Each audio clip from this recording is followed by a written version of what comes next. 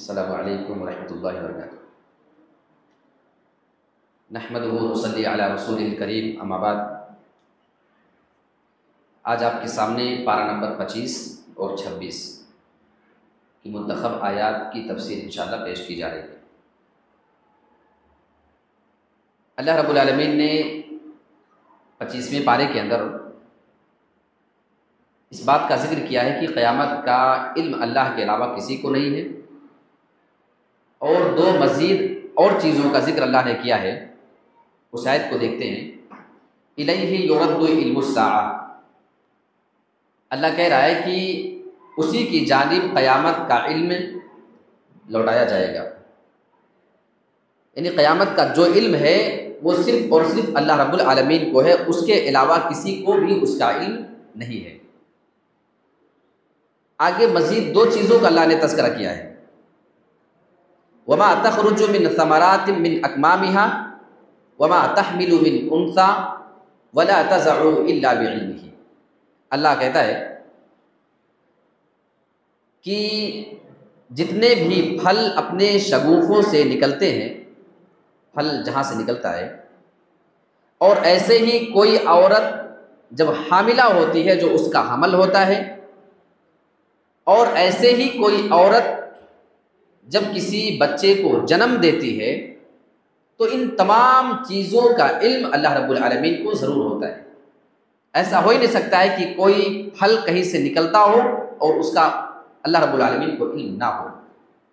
یہ اللہ رب العالمین کے کمال علم کا یہاں پہ اعتراف ہے کہ اللہ اتنا زیادہ جاننے والا ہے کہ ماں کے پیٹ میں جو بچہ ہے، جو حمل ہے، وہ کس کنڈیشن میں ہے، کس حالت میں ہے، کیا کیا مرحلے اس کے اوپر آتے ہیں، ان تمام چیزوں پہ باریکی کے ساتھ اللہ تعالیٰ نظر جمائے ہوئے ہیں۔ جب وہ بچے کو جن دیتی ہے، پیدا کر دیتی ہے، تب بھی اس کے علم میں ہوتا ہے، تمام چیزوں کا علم اللہ رب العالمین کے پاس ہے۔ قرآن مجید میں ایک بار اللہ نے کہا ہے دیکھیں کہ تم نہیں جان سکتے ہو کہ ماں کے پیٹ میں کیا ہے، ما فی الارحام۔ اللہ نے کہا کہ تم میں سے کوئی یہ جان نہیں سکتا کہ ماں کے پیٹ میں کیا ہے۔ حالانکہ آج کل تو آپ دیکھیں گے مشینری کا زمانہ ہے، الٹرا ساؤنڈ ہے، چیک اپ سے معلوم چل جاتا ہے کہ ماں کے پیٹ میں لڑکا ہے کہ لڑکی ہے، صحیح معلوم چل جاتا ہے۔ تو کیا یہ آیت کے الٹا ہو گیا؟ یعنی اللہ کہہ رہا ہے کہ تم نہیں جان سکتے ما فی الارحام، پیٹ میں کیا ہے رحم مادر میں، اور آج کل کی مشینیں بتا دیتی ہیں کہ لڑکا ہے یا لڑکی ہے، تو کیا قرآن جھوٹا ہو گیا؟ پتا تو چل گیا نا کہ لڑکا ہے کہ لڑکی۔ اس کا مطلب پھر کیا ہے؟ قرآن میں اللہ یہ نہیں کہہ رہا ہے کہ تم یہ نہیں جان سکتے ہو کہ لڑکا ہے کہ لڑکی ہے، جنس جینڈر کی بات اللہ نہیں کر رہا ہے، ورنہ من کہتا، اللہ من کہتا کہ یہ نہیں جان سکتے کہ پیٹ میں کون ہے، لڑکا ہے کہ لڑکی ہے۔ کون کی بات نہیں کیا، کیا ہے اس کا اللہ نے ذکر کیا ہے۔ اس کا مطلب یہ ہے کہ تم یہ نہیں جان سکتے ہو کہ جو پیٹ میں ہے وہ نیک ہے یا برا ہے۔ کوئی جان سکتا ہے؟ جو پیٹ میں ہے وہ آگے چل کے کالا ہوگا، گورا ہوگا، اس کی ہائٹ کتنی ہوگی، اس کی باڈی آگے کتنی ہوگی، وہ کیا عمل کرے گا، وہ جنتی ہوگا، جہنمی ہوگا، کیا ہے پیٹ میں، اس کی حقیقت کو تم نہیں سمجھ سکتے ہو۔ تو آج کل چیک اپ کی مشینیں اگر بتا دیں تو آپ کنفیوز نہیں ہونا کہ قرآن اس کی آیت کے خلاف ہے، ورنہ اللہ نے یہ نہیں کہا ہے کہ کون ہے، اس کا انکار اللہ نے نہیں کیا، بلکہ کیا ہے اور کیا ہے میں، یہ تمام چیزیں ہیں جو میں نے آپ کے سامنے ابھی رکھی ہیں۔ اور آگے یہاں اللہ رب العالمین نے قیامت کی ایک عقلی دلیل دی ہے۔ دیکھو اللہ نے کہا ہے کہ قیامت کا علم صرف اللہ کو ہے، یہ ذکر کیا۔ اس کے بعد پھر اللہ رب العالمین کہہ رہا ہے کہ جو کچھ بھی چیزیں نکلتی ہیں، یعنی بالی سے دانہ نکلتا ہے، حمل سے جو بچہ نکلتا ہے، اس کا علم اللہ کو ہے۔ تو اللہ قیامت کے ساتھ ساتھ ان کا تذکرہ کیوں کر رہا ہے کہ بالی سے دانہ نکلتا ہے اس کو جانتا ہے، اور حمل سے جو بچہ نکلتا ہے اس کو جانتا ہے؟ دراصل اللہ یہاں عقلی دلیل دے رہا ہے، کس چیز کی؟ قیامت کی۔ وہ کیسے؟ یعنی اگر بالی ہے تو دانہ جیسے نکلے گا، لازم ہے، اگر حمل ہے تو اس سے بچہ نکلے گا، لازم ہے، ایسے ہی اگر یہ کائنات ہے تو قیامت اس میں سے نکلے گی، قیامت قائم ہوگی۔ ایک طریقے سے ان دونوں کا ذکر کر کے اللہ نے قیامت کی مزید عقلی دلیل یہاں پہ دی ہے۔ اچھا، قیامت کے دن انسانوں کی حالت کیا ہوگی؟ ترمذی کی ایک حدیث دیکھ لیتے ہیں، لا تزول قدم ابن آدم یوم القیامت حتی یسأل عن خمس۔ اللہ کے نبی جناب محمد رسول اللہ ارشاد فرماتے ہیں قیامت کے دن انسان کے دونوں قدم اپنی جگہ سے ہل بھی نہیں سکتے ہیں، حتی یسأل عن خمس، جب تک کہ اسے 5 سوالوں کے جواب نہ کر لیے جائیں، اور 5 سوالوں کے جب تک وہ صحیح جواب نہ دے لے، لا تزول، اس کے قدم نہیں ہل سکتے ہیں۔ اب آئیے ہم دیکھتے ہیں کہ قیامت کے دن ہم سے کون سے 5 سوال کیے جائیں گے، اور اگر ہم سے وہ سوال کر لیے جائیں تو کیا ہم اس سوال کے جواب دینے کے لیے تیار ہیں؟ سب سے پہلا سوال اللہ کے نبی بیان فرماتے ہیں عن عمرہ فیما افنا، انسان کی عمر کے بارے میں پہلا سوال کیا جائے گا، اس نے اپنی عمر کو کہاں پہ لگایا ہے۔ یہ ہماری اور آپ کی جو زندگی ہے، بالغ ہونے کے بعد سے بڑھاپے اور مرنے کے ٹائم تک جو ہمیں اللہ نے عمر دیا ہے، اس کو کہاں پہ ہم نے لگایا ہے، اس کا سوال کیا جائے گا۔ جب تک بندہ جواب نہ دے لے اس کے قدم نہیں ہلیں گے۔ اچھا، دوسرا سوال یہ بڑے کمال کا ہے، وعن شبابہ فیما ابلا، اس کی جوانی کے بارے میں پوچھا جائے گا کہ کہاں پہ اس نے جوانی گزاری ہے۔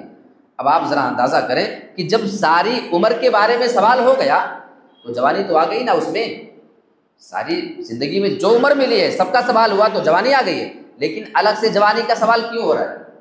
وہ اس لیے کہ پتہ چلتا ہے کہ جوانی کی اہمیت زیادہ ہے، جوانی کے بارے میں پرسنل اللہ خاص سوال کرے گا کہ بتا جوانی کا استعمال کیسے کیا، لہٰذا جوانی نوجوانوں کو بہت سوچ سمجھ کر کے گزارنے کی ضرورت ہے۔ آج کل کے انسان اس جوانی کے مرحلے میں گناہ زیادہ کر لیا کرتا ہے۔ یہاں پہ اس حدیث کو روک کر کے ایک صحیح مسلم کی حدیث اٹھا لیتے ہیں جو ہمیں اور آپ کو بتاتا ہے کہ گناہ کیا چیز ہے۔ وعن نواس بن سمعان رضی اللہ تعالی عنہ قال، حضرت نواس بن سمعان رضی اللہ تعالی عنہ اس حدیث کے راوی ہیں، کہتے ہیں سألت رسول اللہ صلی اللہ علیہ وسلم عن البر والاثم، میں نے اللہ کے رسول صلی اللہ علیہ وسلم سے سوال کیا کہ نیکی کیا ہے اور گناہ کس کو کہتے ہیں۔ آج کل نوجوانوں کو سوچنا چاہیے گناہ کیا ہے۔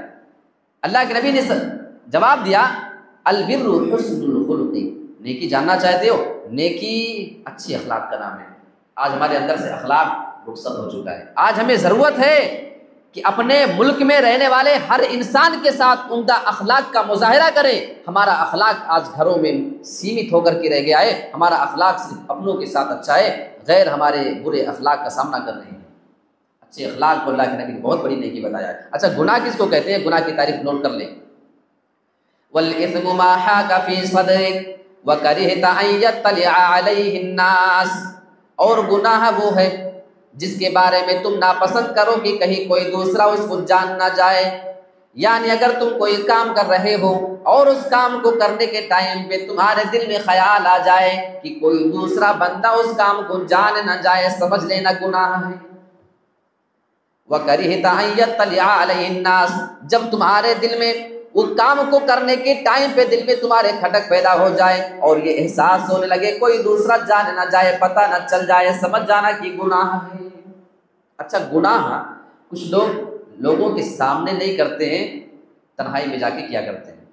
ایسے لوگوں کے بارے میں اللہ کے نبی کی ایک حدیث مجھے یاد آتی ہے۔ اللہ کے نبی نے ارشاد فرمایا کہ قیامت کے دن بہت سارے لوگ تہامہ کے پہاڑوں کی مانند بڑی بڑی نیکیاں لے کر آئیں گے، بڑی بڑی نیکیاں ہوگی، لیکن اللہ رب العالمین ان کی نیکیوں کو گرد و غبار بنا کر کے اڑا دے گا۔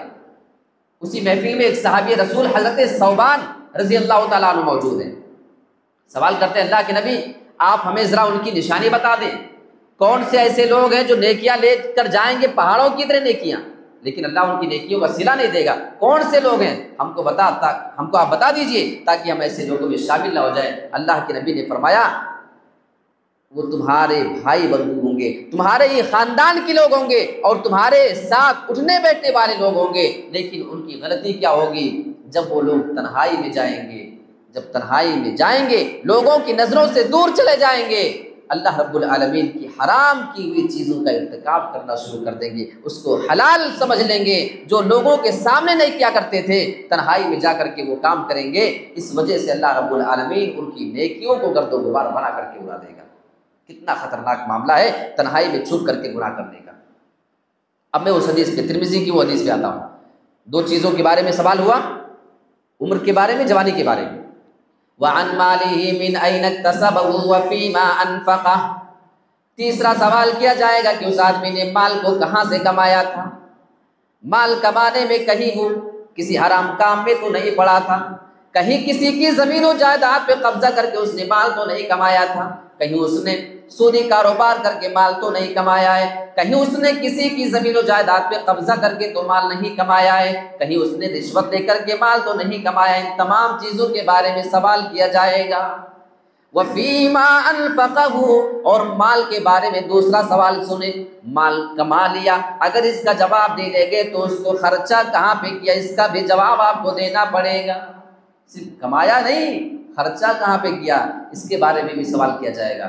اس کے بعد پانچواں سوال، ماذا عمل فیما علم، جو جانا تھا اس پر عمل کہاں تک کیا، معلوم تھا نماز پڑھنی ہے کہاں تک پڑھی، معلوم تھا روزہ رکھنا ہے کہاں تک کیا، معلوم تھا زکوٰۃ دینا ہے کہاں تک کیا، معلوم تھا گناہوں سے بچنا ہے کہاں تک اپنے علم کے مطابق تم نے عمل کیا۔ اس کے بارے میں بھی وہاں پہ سوال کیا جائے گا۔ جب تک بندے سے اس کا سوال نہ کر لیا جائے اس کے قدم اپنی جگہ سے نہیں ہل سکتے ہیں۔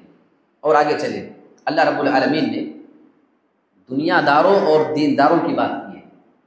من کان یرید حرث الآخرۃ نزد لہ فی حرثہ، جو بندہ آخرت کی کھیتی چاہتا ہے، یعنی وہ آخرت کی زندگی تلاش کرنے کی کوشش کیا کرتا ہے، اس کی تلاش میں رہا کرتا ہے، ہم اس کے لیے آخرت کی کھیتی کو اور زیادہ بڑھا دیا کرتے ہیں، یعنی اس کے لیے آخرت کے لیے ہم ذخیرہ بنا دیا کرتے ہیں، نیکیوں کو اس کے لیے جمع کر دیا کرتے ہیں۔ اور جو بندہ دنیا تلاش کیا کرتا ہے، وَمَنْ كَانَ يُرِيدُ حَرْثَ الدُّنْيَا، اور جو بندہ دنیا داری چاہا کرتا ہے، دنیا کی چیزوں کے پیچھے پڑا رہا کرتا ہے، نُؤْتِهِ مِنْهَا، ہم اسے دنیا میں سے کچھ چیزیں دے دیا کرتے ہیں۔ اچھا، یہاں پہ اللہ نے کہا منہا، یعنی ہم ساری دنیا نہیں دیتے ہیں، من ایک ہوتا ہے تبعیض کے لیے، یعنی یہ بتانے کے لیے آتا ہے کہ ساری چیز نہیں بلکہ کچھ چیزوں میں سے بعض چیز اللہ تعالیٰ دے دیتا ہے۔ اب اس کی میں آپ کو مثال دوں، آپ چوتھا پارہ جب اٹھائیں گے، اللہ نے بیان فرمایا ہے لن تنالوا البر حتى تنفقوا مما تحبون، تم نیکی کو نہیں پہنچ سکتے جب تک کہ اپنی پسندیدہ چیز میں سے خرچ نہ کر دو۔ تو پسندیدہ چیز تمام نہیں خرچ کرنا ہے بلکہ پسندیدہ چیزوں میں سے بعض خرچہ کرنا ہے۔ تو یہاں پہ من کیا ہے؟ تبعیض کے لیے، یعنی بعض چیز کے بتانے کے لیے آیا ہے۔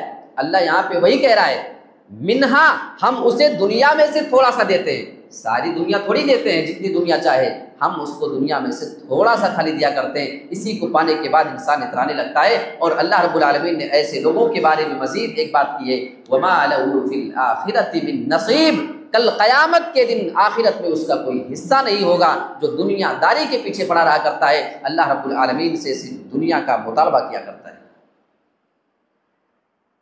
اور آگے چل کر کے اللہ رب العالمین نے دنیا کی حیثیت بتائی ہے اور آخرت کے سلسلے میں بڑی پیاری بات اللہ نے کی ہے۔ اللہ فرماتا ہے فَمَا أُوتِيتُم مِّن شَيْءٍ فَمَتَاعُ الْحَيَاةِ الدُّنْيَا، تمہیں جو کچھ دیا گیا ہے نا تو یہ دنیا کا تھوڑا سا سامان ہے، جو کچھ بھی تم کو دے دیا جائے یہ دنیا کا تھوڑا سا سامان ہے، اس کی زیادہ حیثیت نہیں ہے، تمہیں چاہے جتنا بھی مل جائے۔ لیکن اللہ رب العالمین اسی چیز کو آگے کہہ رہا ہے وَمَا عِندَ اللَّهِ خَيْرٌ وَأَبْقَىٰ، اور جو اللہ کے پاس ہے اس کی دو کوالٹی ہے، ایک تو سب سے بہتر ہے، وَأَبْقَىٰ، اور سب سے زیادہ باقی بھی رہنے والی ہے۔ جو اللہ کے پاس ہے وہ بہتر بھی ہے، زیادہ باقی بھی رہنے والی ہے۔ پتہ یہ چلا دنیا والی چیز نہ تو زیادہ بہتر ہے اور نہ زیادہ دیر تک باقی رہنے والی ہے، کتنی ہوتی ہے، کتنا بھی مل جائے زیادہ بہتر نہیں، انسان کو کم ہی لگتی ہے، لیکن انسان کو مل بھی جائے تو کتنی دیر کے لیے ملتی ہے،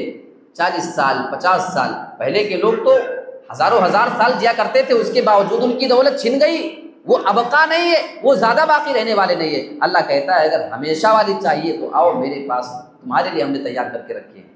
اب سوال یہ پیدا ہوتا ہے کہ وہ ملے گا کس کو؟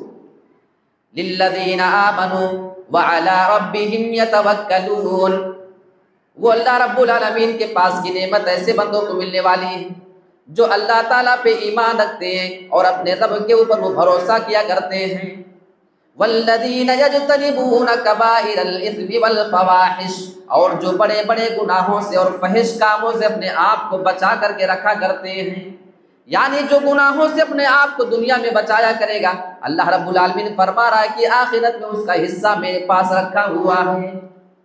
ایک اور چیز اگر اپنے اندر ہم پیدا کر لیں تو اللہ کی اس نعمت کو پا سکتے ہیں۔ اللہ نے اس کا تذکرہ کیا ہے، وَإِذَا مَا غَضِبُوا هُمْ يَغْفِرُونَ، جب وہ غصہ ہوتے ہیں، جب وہ ناراض ہوا کرتے ہیں تو لوگوں کو معاف کر دیا کرتے ہیں۔ معاف کرنے والوں کے لیے بھی اللہ رب العالمین نے اپنے پاس اجر تیار کر کے رکھا ہے۔ آج ہمارے درمیان سے ایک دوسرے کو معاف کرنے کا جذبہ ختم ہو چکا ہے۔ آپ اس کام کو کر کے دیکھیں، اللہ فرماتا ہے وَمَا عِندَ اللَّهِ خَيْرٌ وَأَبْقَىٰ، جو میرے پاس ہے بہت بہتر بھی ہے، بہت دیر تک باقی بھی رہنے والا ہے، کبھی ختم نہیں ہونے والی ہے۔ وہ نعمت کب ملے گی؟ جہاں پہ ایمان لانے سے ملے گی، جہاں رب پہ بھروسہ کرنے سے ملے گی، جہاں گناہوں سے بچ کر ملے گی۔ ایک اور کام کرنا سیکھیں، کسی بندے نے آپ کی کوئی خطا کر دی ہے اس کو معاف کر دیا کریں۔ اللہ فرماتا ہے ہم تمہیں اپنے پاس وہ نعمت دینے والے ہیں۔ معافی کا جذبہ آپ کے اندر ہونا چاہیے۔ آگے اللہ رب العالمین نے انسان کو اولاد کیسے اللہ تعالیٰ دیتا ہے، کس کو کیا دیتا ہے، بڑی خوبصورتی کے ساتھ اللہ رب العالمین نے اس کا نقشہ قرآن میں کھینچا ہے۔ لِلَّهِ مُلْكُ السَّمَاوَاتِ وَالْأَرْضِ يَخْلُقُ مَا يَشَاءُ، اللہ کے لیے زمین اور آسمان کی بادشاہت ہے، یعنی ساری زمین اور آسمان کا مالک صرف اللہ رب العالمین ہے، اس کے علاوہ کوئی دوسرا نہیں۔ یخلق ما یشاء، وہ جو چاہتا ہے وہ پیدا کرتا ہے۔ اللہ رب العالمین آگے یہ بیان فرما رہا ہے یہب لمن یشاء اناثا، اللہ رب العالمین جس کو چاہتا ہے صرف لڑکی دیتا ہے۔ وَيَهَبُ لِمَن يَشَاءُ الذُّكُورَ، اور اللہ رب العالمین جس آدمی کو چاہتا صرف اسے لڑکے دیا کرتا ہے۔ او یزوجہم ذکرانا واناثا، اور اللہ فرما رہا ہے ہم جسے چاہتے ہیں اسے لڑکا اور لڑکی دونوں ملا کر کے دیا کرتے ہیں۔ وَيَجْعَلُ مَن يَشَاءُ عَقِيمًا، اور اللہ بیان فرما رہا ہے اللہ تعالیٰ جس کو چاہتا اس کو بانجھ بنا دیتا ہے، اسے نہ لڑکا دیتا ہے نہ لڑکی دیتا ہے، تمام نعمتوں سے محروم کر دیا کرتا ہے۔ اِنَّهُ عَلِيمٌ قَدِيرٌ، بے شک وہ جاننے والا ہے کہ کس کو دینا ہے کس کو نہیں دینا ہے، کسے لڑکا دینا ہے کسے لڑکی، کسی دونوں دینا ہے کسی کچھ بھی نہیں دینا ہے، وہی زیادہ بہتر جاننے والا ہے۔ قدیر، وہ زیادہ قدرت رکھنے والا ہے، وہ جس کو دینا چاہے کوئی اس سے چھین نہیں سکتا ہے، اور جس آدمی کو وہ دینا نہ چاہے پوری دنیا کی طاقت ملا کر کے اس کو اولاد نہیں دے سکتی ہے۔ تو اللہ نے یہاں پہ 4 چیزوں کا تذکرہ کیا ہے۔ پہلے فرمایا صرف لڑکی، پھر کہا صرف لڑکے دیتے ہیں، پھر فرمایا دونوں دیتے ہیں، جس کو چاہتے ہیں کچھ بھی نہیں دیتے ہیں۔ اچھا یہاں پہ ایک پوائنٹ آپ کو بتا دوں، قرآن کی ترتیب آگے اور پیچھے ہونا یہ بڑے معنی رکھتی ہے۔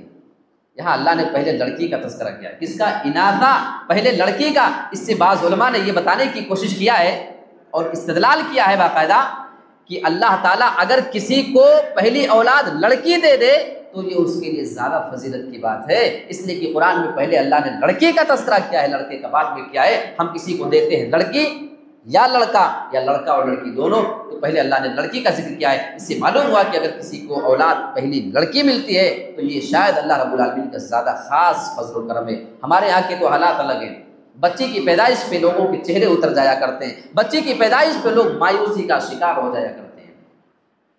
قرآن مجید کی ایک آیت ہے، اس سے ایک استدلال ہم کرنے کی کوشش کرتے ہیں۔ آئیے ذرا وہ آیت دیکھ لیتے ہیں۔ اللہ بیان فرماتا ہے، بڑی مشہور آیت ہے، وَوَصَّيْنَا الْإِنسَانَ بِوَالِدَيْهِ إِحْسَانًا، ہم نے انسان کو اس کے والدین کے بارے میں وصیت کی ہے کہ اپنے والدین کے ساتھ اس نے سلوک کرنا ہے۔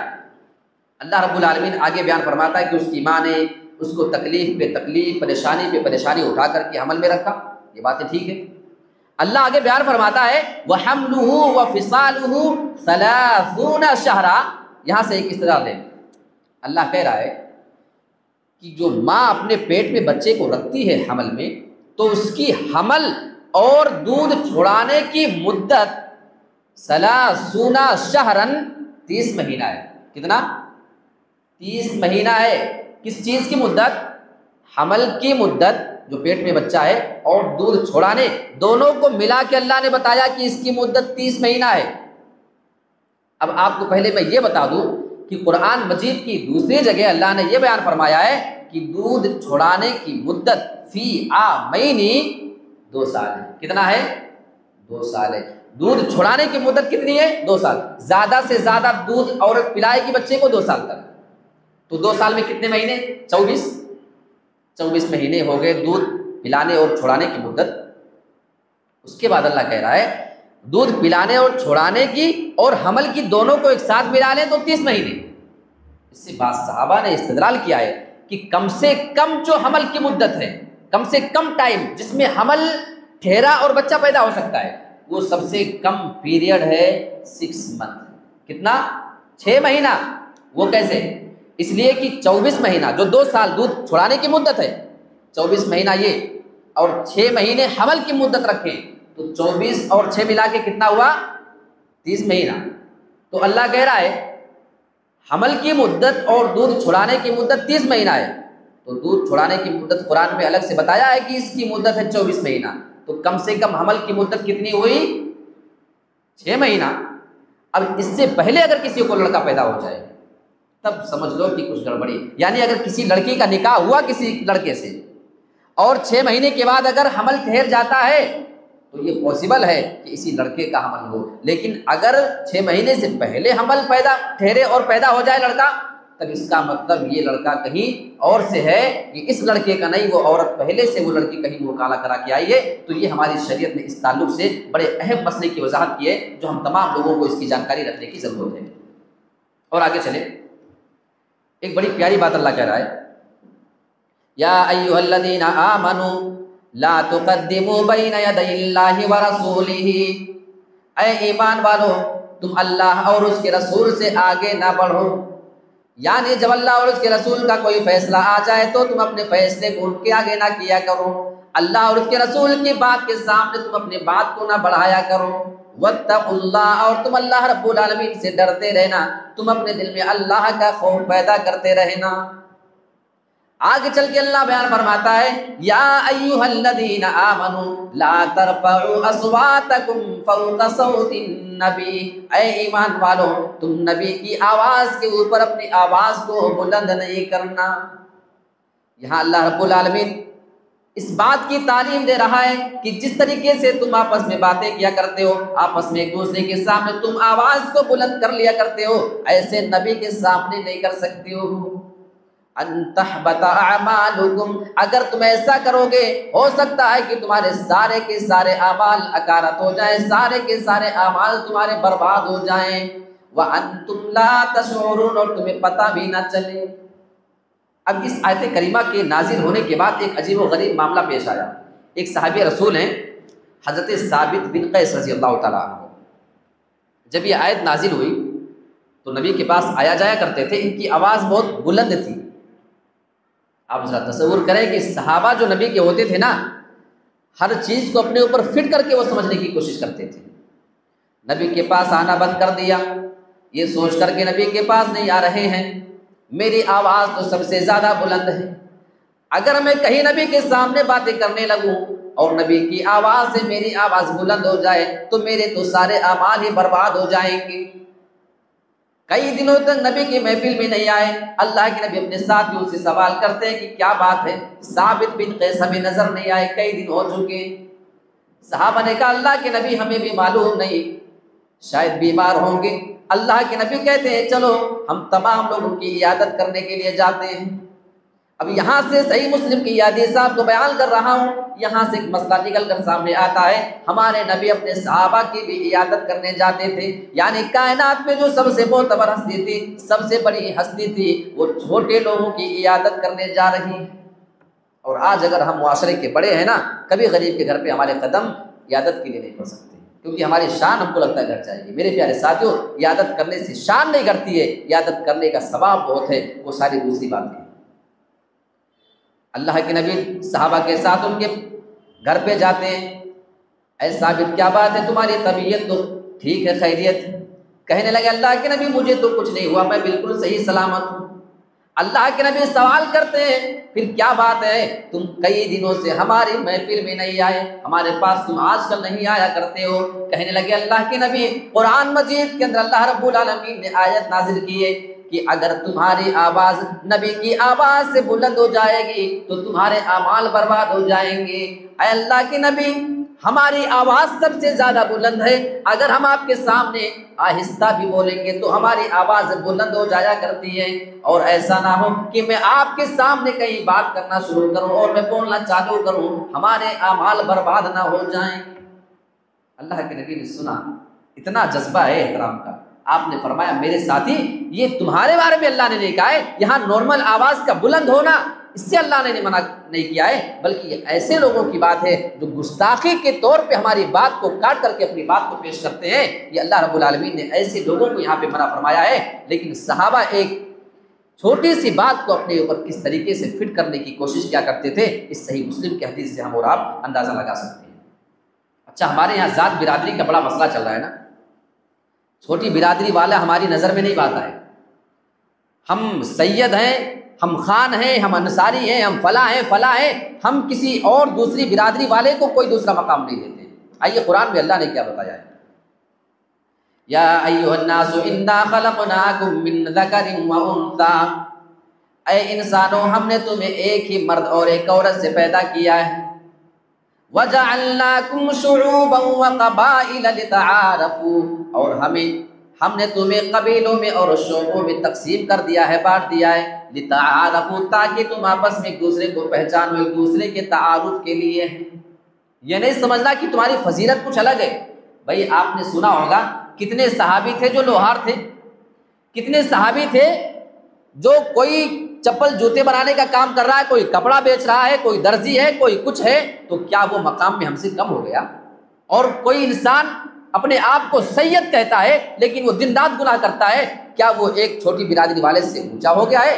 ایسی بات نہیں ہے، ورنہ نبی کے خاندان کے کتنے ایسے لوگ تھے جو ایمان نہیں لائے تھے، قریش قبیلے سے تھے لیکن اس کے باوجود ایمان نہیں لائے، ان کے نیک عمل اچھے نہیں تھے، اس کی وجہ سے اللہ رب العالمین نے ان کو جہنم کے اندر ڈالا ہے۔ اللہ رب العالمین نے ایک بات واضح کر دیا ہے، ان اکرمکم عند اللہ اتقاکم، اگر اللہ کے نزدیک تم میں سے کوئی زیادہ اللہ سے نزدیک ہے اور اس کا قریبی ہے تو وہی جو تم میں سب سے زیادہ اللہ رب العالمین سے ڈرنے والا ہے۔ اس وجہ سے نہیں کہ تم سید ہو، اس وجہ سے نہیں کہ تمہارا خاندان فلاں ہے، اس وجہ سے نہیں کہ تم فلاں خاندان سے ہو، اس کی وجہ سے کسی بھی آدمی کو کسی بھی آدمی پہ کوئی بھی فضیلت حاصل نہیں ہے۔ آگے چل کر کے اللہ تعالیٰ نے اللہ اور اس کے رسول کی اطاعت کا ذکر کیا ہے، اور ذرا ہم صحابہ کا جذبہ دیکھیں گے یہاں پہ، یا ایھا الذین آمنوا اطیعوا اللہ واطیعوا الرسول ولا تبطلوا اعمالکم، اے ایمان والو تم اللہ اور اس کے رسول کی اطاعت کرو، ولا تبطلوا اعمالکم، اور اپنے عمل کو تم باطل نہ کرو، اپنے اعمال کو برباد نہ کرو۔ یعنی اگر اطاعت کرو گے تو عمل صحیح رہیں گے، اطاعت چھوڑ دو گے تمہارے عمل برباد ہو جائیں گے۔ ایک بڑا دلچسپ واقعہ پیش آیا تھا، صحیح بخاری کی ایک حدیث ہے، اللہ کے نبی صلی اللہ علیہ وسلم کی بیویوں کے پاس 3 صحابہ آئے اور آ کر کے نبی کی بیویوں سے سوال کیا کہ آپ ہمیں بتائیں کہ نبی کی عبادت کیسی ہوا کرتی تھی، نبی کتنی عبادت کرتے تھے، کتنی نمازیں، کتنے روزے، کتنے، یہ تمام چیزیں انہوں نے معلوم کیا۔ فلما اخبروا کانہم تقالوا، حدیث کے الفاظ ہیں جب انہیں بتایا گیا کہ نماز کتنی پڑھتے ہیں، اتنا سوتے ہیں، اتنا روزہ رکھتے ہیں، باقی روزہ نہیں بھی رکھتے ہیں کبھی کبھی، یہ نفلی روزے کی بات ہے، کانہم تقالوا، تو انہوں نے اس عمل کو کم سمجھا۔ کم سمجھنے کا کیا مطلب؟ یعنی انہوں نے یہ سوچا کہ بھائی یہ تو نبی ہیں، ان کے اگلے پچھلے گناہ معاف ہیں، اگر نبی اتنے عمل کرے تو ان کے لیے تو ٹھیک ہے، ہمیں ان سے بھی بڑھ کر کے عمل کرنا ہے، ہمیں ان سے زیادہ کرنا ہے۔ اب ان تینوں نے نیک ارادہ کیا، آپ ارادے پہلے دیکھیں۔ ایک آدمی نے کہا آج کے بعد سے میں پوری رات نماز پڑھتا رہوں گا، کبھی رات میں سوؤں گا نہیں۔ دوسرے آدمی نے کہا میں پوری زندگی ہمیشہ مسلسل کنٹینیو روزہ رکھا کروں گا، میں کبھی افطار نہیں کروں گا دن کے وقت میں۔ تیسرے آدمی نے کہا انا اعتزل النساء فلا اتزوج ابدا، میں ہمیشہ بیویوں سے دور رہوں گا، میں کبھی کسی بھی عورت سے شادی ہی نہیں کروں گا، جب میں شادی کر لوں گا تمام چیزوں کے جھمیلے میں پھنس جاؤں گا، مجھ سے زیادہ عبادت نہیں ہو پائے گی۔ یہ تینوں لوگ کہنے کے بعد واپس چلے جاتے ہیں۔ جب اللہ کے نبی اپنے گھر پہ آئے، آپ کو بتایا گیا 3 لوگ آئے تھے، تینوں نے ایسا ایسا کہا ہے۔ اللہ کے نبی ان کے پاس جاتے ہیں، آپ نے سوال کیا کیا تم ہی 3 لوگ ہو جنہوں نے میرے گھر پہ جانے کے بعد ایسا ایسا وعدہ کر کے آئے ہو؟ کہنے لگے ہاں اللہ کے نبی ہم ہی ہیں۔ آپ وہاں پہ بیان فرماتے ہیں میں تم میں سے سب سے زیادہ اللہ رب العالمین سے ڈرنے والا ہوں، میں نماز بھی پڑھتا ہوں، میں رات میں سوتا بھی ہوں، اللہ کا بھی حق ادا کرتا ہوں اور اپنے جسم کا بھی حق ادا کیا کرتا ہوں، میں روزہ بھی رکھا کرتا ہوں، ناغہ بھی کر دیا کرتا ہوں، کبھی روزہ نہیں بھی رکھا کرتا ہوں، اور میں نے اپنی بیویوں سے شادی بھی کی ہے، میں بیویوں کا حق بھی ادا کرتا ہوں، اللہ کا حق بھی ادا کیا کرتا ہوں، یہی میرا طریقہ ہے، یہی میرا راستہ ہے۔ فمن رغب عن سنتی فلیس منی، جو بندہ میرے راستے سے ہٹ جائے گا اس کا میرے دین سے کوئی تعلق نہیں۔ ارادے کتنے اچھے ہیں نا، کتنے نیک ارادے ہیں۔ اللہ کے نبی بیان فرماتے ہیں کہ اگر تم نے ایسا نہیں کیا، اس کے خلاف اگر تم نے کوئی دوسرا کام کرنے کی کوشش کی تو تمہارا میرے دین سے کوئی تعلق نہیں ہے۔ ارادے نیک ہونا ضروری نہیں ہے، ارادے نبی کی سنت کے مطابق ہونا ضروری ہے، یہ چیز ہمیں اور آپ کو ہمارے نبی نے بتایا ہے۔ اچھا آج کل بہت سارے مسلمان ایک دوسرے کا ہنسی مذاق کیا کرتے ہیں، ایک دوسرے کا مذاق اڑایا کرتے ہیں۔ اللہ رب العالمین نے قرآن مجید کے بارے میں اس کے بارے میں سخت تاکید کی ہے۔ یا ایھا الذین آمنوا لا یسخر قوم من قوم عسى ان یکونوا خیرا منهم، اے ایمان والو تم میں سے کوئی بھی قوم کسی بھی قوم کا مذاق نہ اڑائے۔ عسى ان یکونوا خیرا منهم، ہو سکتا ہے تم جس کا مذاق اڑا رہے ہو وہ تم سے بہتر ہو اور تمہیں معلوم ہی نہ چلے۔ ولا نساء من نساء عسى ان يكن خيرا منهن، عورت کسی بھی عورت کو اجازت نہیں کسی بھی عورت کا مذاق اڑایا کرے۔ عورت کو بھی اللہ کے نبی نے خاص یہاں پہ اللہ نے خاص مخاطب کیا ہے، حالانکہ مردوں کو حکم دینے کے بعد عورتیں اس میں شامل تھیں، لیکن عورتوں کو الگ سے کیوں کہا؟ اس لیے کہ عورتیں اس معاملے میں زیادہ گرفتار ہوتی ہیں، وہ زبان کے معاملے میں زیادہ گرفتار ہوتی ہیں۔ اللہ کے نبی کی ایک حدیث یہیں پہ رک کر کے سناتا ہوں۔